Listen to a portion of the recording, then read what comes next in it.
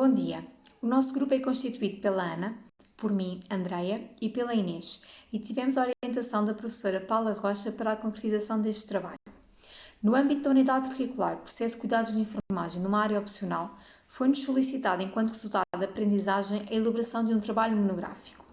A temática a que nos propusemos trabalhar incide sobre as intervenções de enfermagem para a prevenção de uma úlcera por pressão em clientes submetidos à ventilação não invasiva no contexto de urgência, e a apresentação deste póster vai refletir esse trabalho que foi desenvolvido.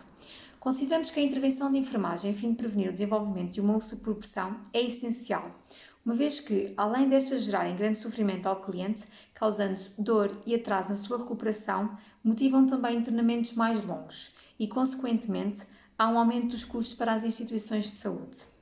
O esforço para desenvolver intervenções de enfermagem a fim de prevenir esta problemática vão ao encontro da proposta da Direção-Geral da Saúde com a implementação do Plano Nacional de Segurança para os Doentes 2015-2020, em que um dos objetivos estratégicos é reduzir a ocorrência do desenvolvimento das úlceras por pressão, visando reduzir em 50% o seu número face ao plano anterior. A perspectiva teórica de enfermagem ancorada à nossa temática é a teoria das necessidades humanas fundamentais de Virginia Anderson. Dentro das 14 necessidades humanas fundamentais apresentadas por esta teórica, nós focámos na necessidade de ajudar a proteger os tegamentos, que, segundo Phaneuf, se caracteriza pelos cuidados de higiene essenciais à saúde, tendo em atenção à apresentação pessoal e a preservação dos tecidos que recobrem o nosso corpo. No sentido de concretizar o processo deste trabalho académico, foram definidos os seguintes objetivos: identificar e analisar a evidência científica quanto à ocorrência de úlceras por pressão relacionadas com os dispositivos de ventilação não invasiva, identificar quais é que são os dispositivos de ventilação não invasiva que estão associados a maior incidência de úlceras por pressão, identificar quais é que são as regiões da face com maior risco de desenvolver uma úlcera por pressão, identificar quais é que são os principais fatores de risco para o desenvolvimento de uma úlcera por pressão relacionado com os dispositivos de ventilação não invasiva, identificar que medidas preventivas é que podem ser adotadas e, por último, quais as intervenções de enfermagem que podem prevenir esta problemática. Para tal, foi realizada uma pesquisa entre 16 a 20 de março de 2020 nas bases de dados Medline e Sinal, com os descritores Non-Invasive Ventilation and Pressure Ulcer. Como critérios de inclusão definiram-se artigos em português, espanhol e ao inglês, artigos dirigidos ao cliente adulto e ao idoso, e o título teria de abordar a temática úlcera ou lesão por pressão relacionada ou causada por dispositivos de ventilação não invasiva. Após a pesquisa, obtivemos 30 artigos, sendo que após a leitura do título e resumo, selecionámos 20. Destes 20 artigos, após a leitura na íntegra, retirámos apenas 16 artigos. Fomos ver todas as referências bibliográficas destes 16 artigos e encontramos mais 22 com pertinência para a nossa temática. Para analisar e organizar a informação de todos estes artigos, elaborámos duas tabelas. A primeira, em que construímos todos os conteúdos de cada artigo, e a segunda, em que organizámos por conteúdo a informação que seria comum entre os vários autores. Quanto à ventilação não invasiva, esta técnica consiste na aplicação de pressão positiva nas vias aéreas através de um suporte ventilatório, aumentando a ventilação alveolar sem a necessidade de uma via aérea artificial. É fornecida assistência ventilatória através do uso de máscaras na interface paciente-ventilador e é utilizado um dos dois modos ventilatórios, CPAP ou BiPAP. Quanto ao tipo de máscaras, as mais utilizadas na ventilação não invasiva são a Total Face Mask, ou a máscara oronasal, e a máscara nasal. A Total Face Mask e a máscara oronasal são as primeiras opções em doentes agudos e têm como principais vantagens a utilização de pressões mais elevadas, com menor risco de fuga, e a normalização gasimétrica em doentes agudos ocorre de forma mais rápida do que quando é utilizada a máscara nasal. Relativamente à máscara nasal, esta é utilizada como primeira opção em doentes crónicos e apresenta como vantagens o maior conforto e colaboração por parte do doente. Existe também uma maior facilidade em expelir secreções e permite ainda a alimentação. Para além das referidas, existem ainda outros tipos que surgem como alternativas, como é o caso das almofadas nasais e as interfaces focais, utilizadas maioritariamente em clientes submetidos a ventilação não invasiva de longo termo. Por último, temos o sistema Helmet, que é semelhante a um capacete transparente que cobre a cabeça e o pescoço. Os objetivos da aplicação desta técnica assentam na diminuição do trabalho dos músculos respiratórios, na melhoria da ventilação, diminuir o volume de corrente, reduzir a dispneia e a frequência respiratória e na melhoria da qualidade do sono.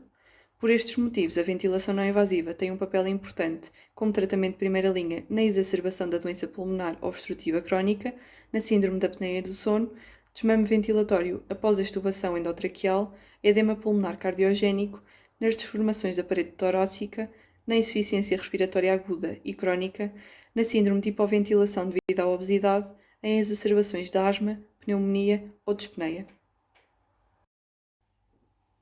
Quanto às úlceras por pressão, estas são caracterizadas, segundo a si, por um dano, inflamação ou ferida na pele ou estruturas subjacentes causadas por compressão tecidular e perfusão inadequada. Podem classificar-se em úlceras por pressão de grau 1, grau 2, grau 3, grau 4, não graduáveis ou inclassificáveis e, por último, de profundidade indeterminada.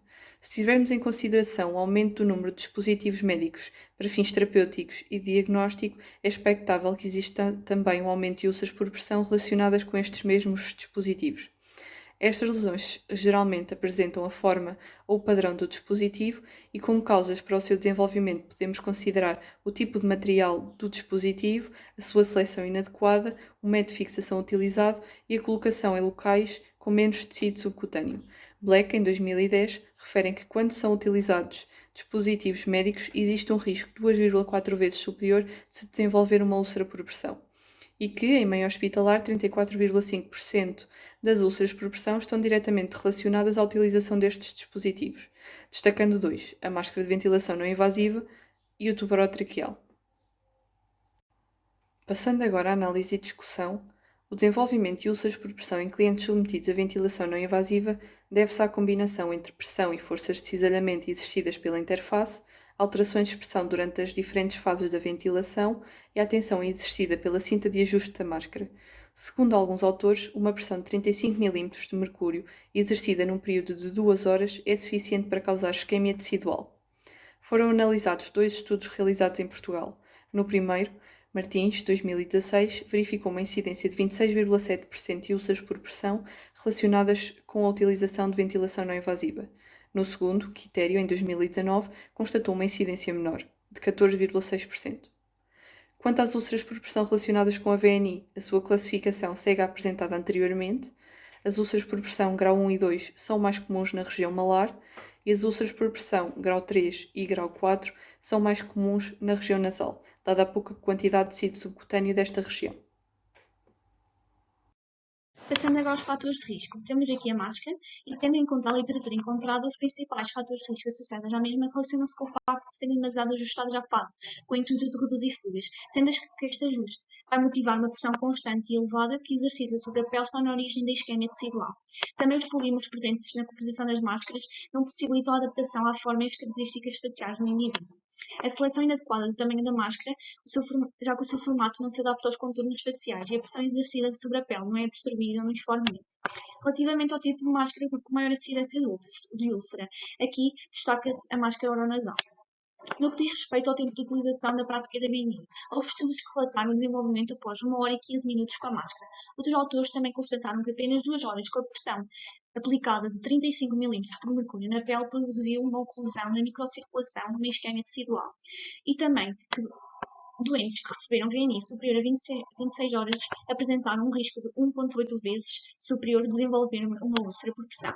Tendo em conta as situações clínicas que se encontram no serviço de urgência, facilmente o tempo de utilização da VNI supera as 2 horas, já que isto é associado a uma fase aguda da terapia, porque requer uma aplicação contínua da máscara para otimizar as trocas gasosas, sendo que os clientes ficam vulneravelmente sujeitos ao desenvolvimento, portanto, de uma úlcera.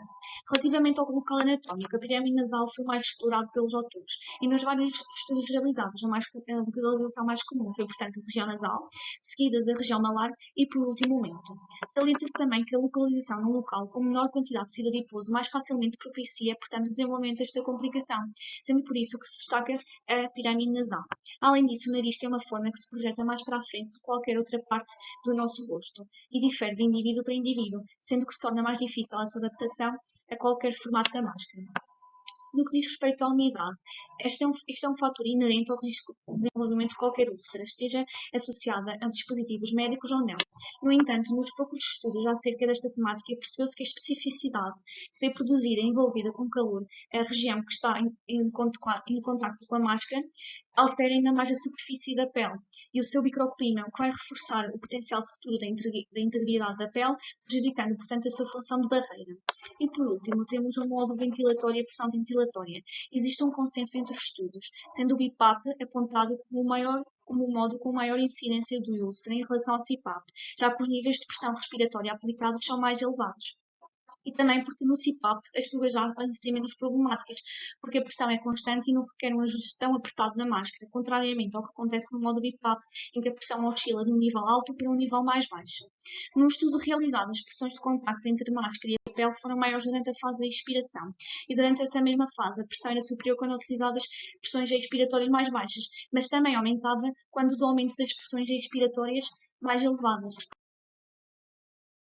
Passando agora às intervenções de enfermagem, temos a avaliação sistemática e regular das condições da pele. O excesso de hidratação da pele e umidade podem torná-la muito mais suscetível à lesão, e é por isso que a literatura recomenda que a pele seja inspecionada pelo menos 2 vezes ao dia, sob e ao redor de um dispositivo médico. Temos um autor, Quitério, que refere que a verificação das condições da pele de 4 em 4 horas é bastante útil, sendo que para tal, outros autores sugerem a implementação de um cronograma de vigilância. Na rotatividade do tipo de máscara utilizada. Nos estudos são referidas duas intervenções de enfermagem muito importantes, que é a rotação das interfaces e a redução do tempo de utilização ao mínimo necessário. Por este motivo, destaca-se a alternância do uso da máscara, por exemplo, a facial com uma nasal, e a implementação de um cronograma com a rotação da máscara a cada 4, 6 horas, dependendo da condição clínica do doente. Os períodos de pausa da VNI. Na literatura, refere-se a um controle sistemático dos pontos de contacto entre a pele e as partes rígidas da máscara, sendo que sempre que possível removendo e, portanto, promovendo este período de repouso. Na higienização e hidratação, o mesmo autor, Quitério, refere em especial atenção os níveis de umidade, limpeza e hidratação, uma vez que isto vai melhorar as condições e características viscoelásticas da pele e diminuir, portanto, o risco de lesão. Na aplicação de apósitos protetores na região de contacto com as máscaras. Isto foi sempre um consenso entre os autores que chegaram à conclusão que pode ser uma prática com potencial de prevenção das UPP. No seu estudo, o INC relata uma incidência de 96,7% no grupo sem penso, em comparação com a utilização de um penso hidrocoloide e o filme poliuretano. Também noutro estudo, ao utilizarem uma almofada de espuma aplicada diretamente na pirâmide nasal, referiram que facilitava a redistribuição da pressão e aliviava as forças de contacto que são fortemente aplicadas nesta região. E por último, ainda temos um estudo que, para avaliar a eficácia de 3 estratégias terapêuticas, aplicou-se um adesivo poliuretano, um penso de espuma e uma solução de ácidos gordos hiperoxigenados, sendo que foram estes últimos que apresentaram a menor incidência do PP. E por fim, temos os registros de enfermagem. Segundo os autores, é essencial a existência de um sistema de registros de enfermagem. Há pontos essenciais a serem registados nestes diários, tendo em conta as intervenções na prevenção das úlceras. E serão a avaliação da pele antes de iniciar a VNI, o tipo de máscara ou também a adaptação do cliente, sob alternância com outro tipo de máscara. Se o cliente realiza e tolera algum período de pausa sem a máscara e quanto tempo o tolera. Penso protetor, se foi colocado, quando e quando deverá ser removido. A justificação e pertinência de continuar com a VNI. A avaliação contínua da pele ao longo da aplicação da VNI e a existência de sinais sugestivos de lesão na pele. Como conclusão, as intervenções de enfermagem destacaram-se como um desafio, não só pela adaptação dos cuidados, ser centrada na individualidade de cada pessoa, mas pela crescente responsabilização do enfermeiro sobre o papel dentro da equipa multidisciplinar.